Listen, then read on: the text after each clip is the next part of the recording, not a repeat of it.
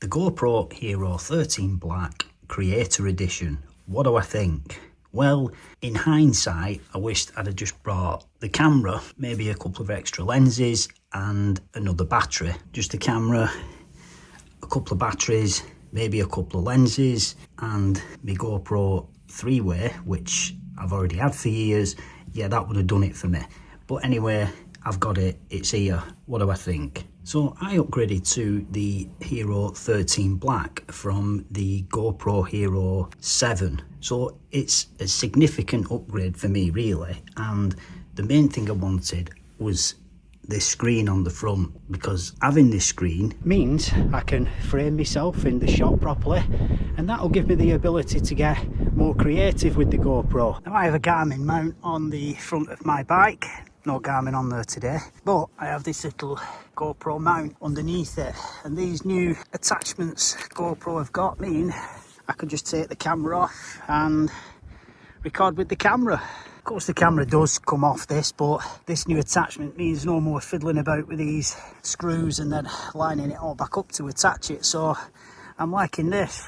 The GoPro's not the only thing I'm testing and messing about with today. This is actually my first time out riding using my Garmin Fenix 8, which I'll talk about in a video shortly. So let's assemble it, the creator mod. So we open the side door, take it off,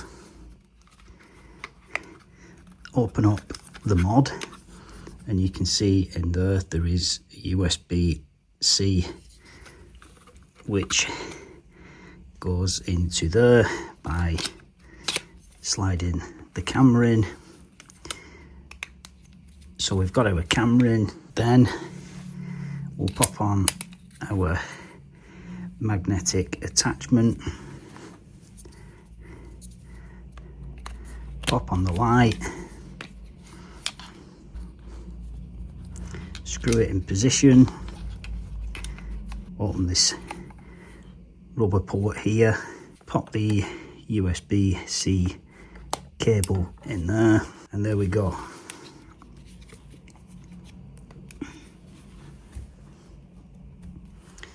It's assembled. The light, is it actually any good? Well, so this is the GoPro fully set up with the media mod on. I've got the light on, and I've got the light on full, and as you can see with the light on full and pretty close up, it don't do a bad job of lighting up my YouTuber's false plant.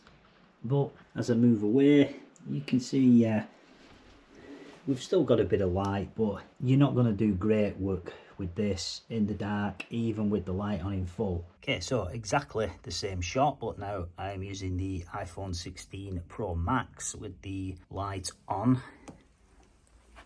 So the video from the iPhone 16 Pro Max is actually better. Of course, if you're going to be using your iPhone, you've no light on the front, so you'd have to flip it round, and then you might get framing issues. You can actually control the camera with the selfie stick or the Volta, whatever they call it. So we can turn our camera on, start and stop recording. That's for pairing it. We have a battery indicator, and you can also take it through the different modes as well, between video, photo and time lapse. The camera does also twist around. You don't actually have to use all of the media mod. They do give us this door as well, so we pop that one on, close it up, pop the camera back on, and then plug that in there. You don't actually have to have it plugged in at all if you don't want to, because the selfie stick will actually work as a Bluetooth remote once it's paired. You are always going to have the lead sticking out of it though. There's no way of getting that out. I mean, with all the doors and accessories they give you with it, would it have really been that hard to make it so that comes out and you could plug it up? Would it be that hard to make it like that?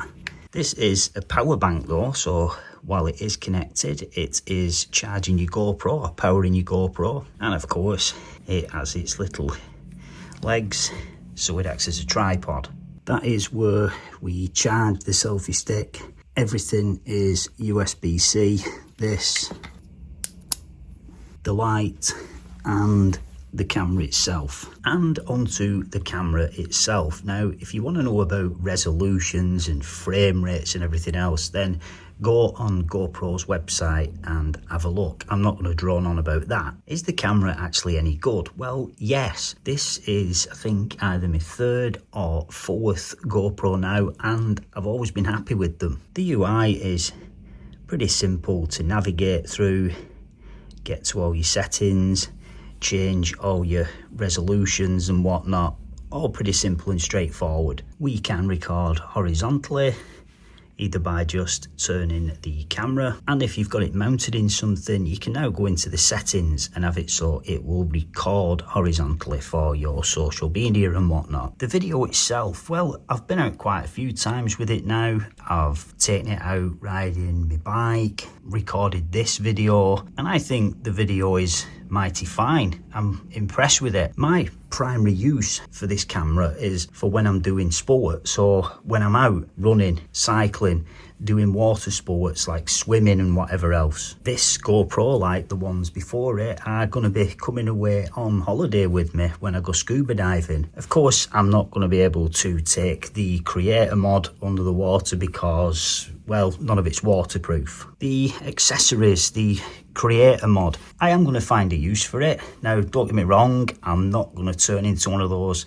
sad creatures that goes round filming buildings so I can upset people and policemen, but I will find a use for it. Just a side note, if those creatures turn up filming your building, don't go out to them, just ignore them. Nobody wants to look at video footage of buildings. They're just there trying to get a reaction out of someone, so just ignore them, they'll go away. This would be great for vloggers, and yeah, I'm sure there's all kinds of uses for it and great things you can create with it.